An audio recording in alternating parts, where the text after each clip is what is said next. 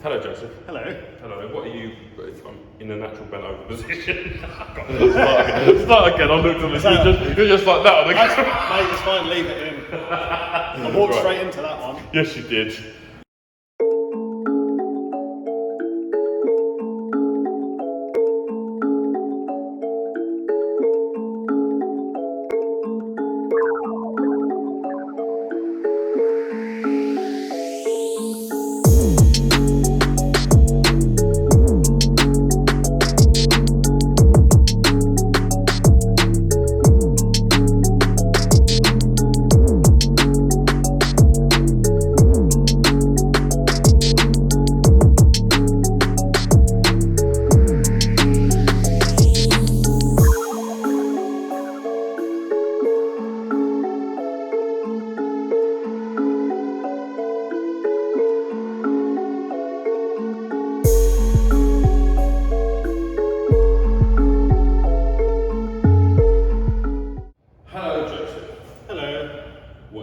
What is this?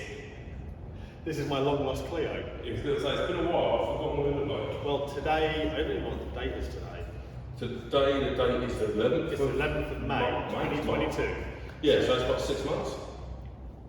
So the last time I saw this car in person was when I delivered it to my brothers on the 5th of November last year. 7 months and a bit. Yeah, to be fair to him, I did say to him, there's a very, I wanted it back by the end of the year, but I said to him, as you heard him, especially in business, there's a difference between want and need. Yeah. So I said, I want it back, but I don't need it back till whenever it's done. Whenever, yeah. So I just said, if you have jobs that are more pressing or jobs that there's more money in or whatever, just do that and do this when you can.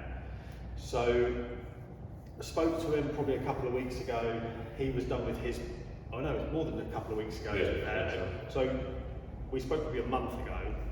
He was done. Just had some bits that he tidied up, like oil feed, oil return, and just a couple of little bits which he was going to get Dave at All Motion Performance to do, or All Motion Tuning Performance over in Crowborough, which is like 20 minutes from him. So that was kind of the plan. It went over to Dave so they could get the sump off for Ben to do welder fitting in, and just tie some other bits up, do a bit of heat management stuff. And that was kind of it. And then the mates got it picked up this morning on the truck, brought it back today. And here we are. Here we are. So, because it's been so long. Yes. What is now done to it? Right, so Ben has fabricated a turbo manifold. Yep. So it's like a log style manifold with a port for a precision 46mm wastegate. So obviously we're running it externally gated. It's got a Pulsar GTX2867R with the T51R compressor mod. To be honest, I don't care about having it. It was just I got offered the turbo at the right price, so that's what I got. Yep. He's done full intercooler system. I supplied him a very... It is, I'll put a picture up. No. It's a very, very, very, very big intercooler, To be especially when compared to the tiny shoebox car. I bought the cooler, which is the kind of size cooler I normally use on a 400 horsepower build, but I didn't realise how big it was going to be in comparison to the Clio. Yeah, that's the problem. So that was quite interesting. So he's mounted that. He's done a very good job though, hasn't he? To be honest with you, like the bumpers on and... Well, the crash bar is actually in the back of the car. No, it's not, officer. Oh no, it's had a new crash bar made. I know it has. So the problem with the Clio crash bars is you have to unbolt them with a grinder. Yep. So because the cooler was so big, you probably couldn't cut enough of the crash bar away to make it worth leaving. So I said to him, just cut the crash bar off. To be fair, no, he'd already unbolted it with a grinder by this point. And I said, just make up a tubular crash bar out of like CDS roll cage material and be done with it. Obviously, I planned to do as little crashing as possible, but I still wanted something there. So, yeah, so there's that. It's done 3-inch turbo back exhaust, pretty much down to near the back box. Okay. There was a couple of bits of the exhaust system where it kind of reduced in size and then went back up for literally no reason. So I told him I wanted them bits lost regardless, but the original plan was just do a 3-inch downpipe into 2.5-inch, right, up to wherever it was. Yeah, cut that out, V-band it and be done with it, and he's ended up going quite a bit further back just because he could. obviously built up the intake for it. I believe there's a catch can hiding somewhere, which God knows where it is, but there's apparently a catch can hiding somewhere. Yeah, Fab intake pipe for it. So yeah. Cool. So basically that's where we are. So from my understanding, we need to refuel the battery. Yeah, the battery's running low on electricity at the moment. Fit injectors. Yeah, I've got some 630cc injectors in the office that have been flow tested and cleaned. Okay, so 630s, then obviously everything else that we've just said spec-wise. Yeah. And then the plan is to basically base map with them injectors. Yeah. And do a few. I've already based it. Yeah, I've already built a base from the current tune scaled for the 630s.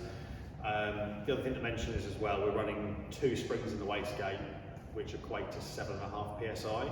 Right. The plan, there's also no boost control fit to this ECU yet, because I very kindly lent Phil my brand new Max solenoid that I have either not got back yet or replaced. So we're running it on gate pressure. Yeah, the reason for this is there are more parts of this series coming. There is a full engine build happening for it. I'm aware of this. Yeah, well you are, but they're not. No. So we're doing a full build on it, and that's fully forged.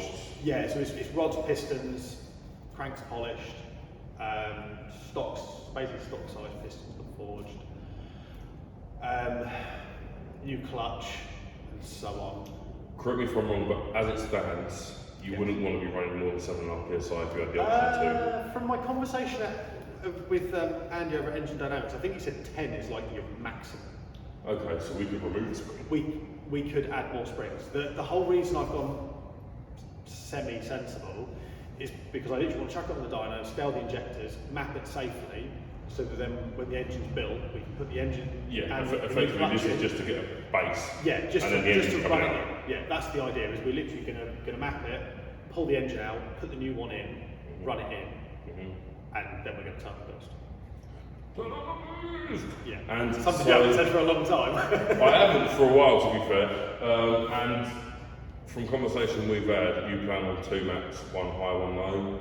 Yeah. Around the 300 and 350. I'll be honest, I just don't even know what to do with my life at the minute, so I haven't decided. The thing is, once the engine's in, this is the other reason the boost control's not an issue right now, is I don't need it. Yeah. So it will get sorted in the future. My plan, once the engine's running, is to turn up the boost a little bit. Yeah. So how much depends on what it makes with this setup as it is. Probably do around 260, 270 horsepower, take it on a track day, and just see what it does. Yeah. Because it's either going to be lovely to drive or it's going to be crap. Yeah. But it will always be lovelier with more power. Well. Yes, it will. I know. I do want to turn it up just to see what I can get out of it, but I also don't want the gearbox to fall out. But the thing is, right, the reality of the situation is the gearbox falling out is a very, very real risk if you take this stock on a track day. Yes. You take this as it is now with 7.5 psi, producing, let's say, 230 brake, maybe more, probably more, but we'll say conservative 230. It's a lot more likely, and at 350, it's not. I think even at this particular moment in time, it's not a matter of if, it is a when. Yeah. So obviously, after the engine's in and stuff, I'm assuming it's a case of map it until you've got something track switchable, then to high boost and high power. Well, no. The plan was just to turn it up a bit to do a track day. So I don't need a high boost setting for a track day. I'll just run it at like 260, 270, see how it gets on, and then I eventually replace the gearbox when it needs it. Yeah, probably. But it's literally that would be it. Do that, see how it performs, make decisions to power, brakes, all the other things, and that's kind of that. Cool. So and probably a strengthened gearbox as well. Yeah, and a diff. And a diff. Yeah, that would be at the same time. Yeah. Brake wise, so you were toying with upgrading what's there currently? I think people use the 197 brakes. Quite a few people have said they're either on or they're off, so they're not a very good choice. You tend to lock up on them quite a bit. Right. Someone else, actually Phil, said about I think Will would do lights or something. So there's potential, effectively, brakes, gearbox, diff, forged engine. Loads Effectively, nothing in this will be standard No, anymore. Lots of money. Lots of money. Too much money for a Clio. Yes, but these are becoming a rarity, and a turbo one is even rarer. To be fair, it is. I mean, A turbo one done well is rarer. yeah. I mean, I wanted this car because it was low mileage, tastefully modified, had all the right bits on it, which I think I said in like the first video. So it's just one of those. I'd rather put money into a good one than a bad one. Oh, 100%, yeah. But it's kind of. But given the amount of work that you've now committed to, it wouldn't have mattered whether it's a good or bad one, because nothing's stock anymore, is it? Okay, Yeah, cool. so just got to. Yeah, I think the next thing's going to be. Dyno stuff. Yeah. Okay. Well, Well, it holds together. hope that's well. Find out in part 4. Yeah. No, this is part 4. No, part 5. What was part 3? Other things. Find out in part 5. Hello, Joseph. Hello. Hello. How are we? I am okay. Why are you in a Volvo? On a I'm just Volvo? putting this humble Volvo back together after some work. Modification. Yeah. Minor modifications. Yep. So we're not filming this Volvo, are No, we? we're not. No. So basically, we filmed part 4 of the Clio yesterday, and Yes, we did, yeah. I basically got sidetracked talking about what was in the car, and there was a couple of things I wanted to say before we get too far in, which is a very big thank you and shout out to Dave at All Motion Tuning Performance in Crowborough. Obviously, he sorted all the heat management, just plumbing up the turbo, which I know is all work I can do and is all work I do here, but I basically wanted to get the car back running so I could literally fit my injectors, throw it on the dyno. Yeah. Also, big thank you to my mate Lewis, who did the recovery at like not even 24 hours notice. Also, a very big shout out to my brother Ben, my middle brother, over at Woods Fab for all the fabrication work. We're going to drop everyone's socials below in the description, and there's also a photo montage and a little bit of footage that Ben got while he was doing his business. Yeah, because it's difficult to see it on the car. Yeah, it's a little bit difficult to see it on the car with it all in one piece. You can't see anything, so yeah. Yeah.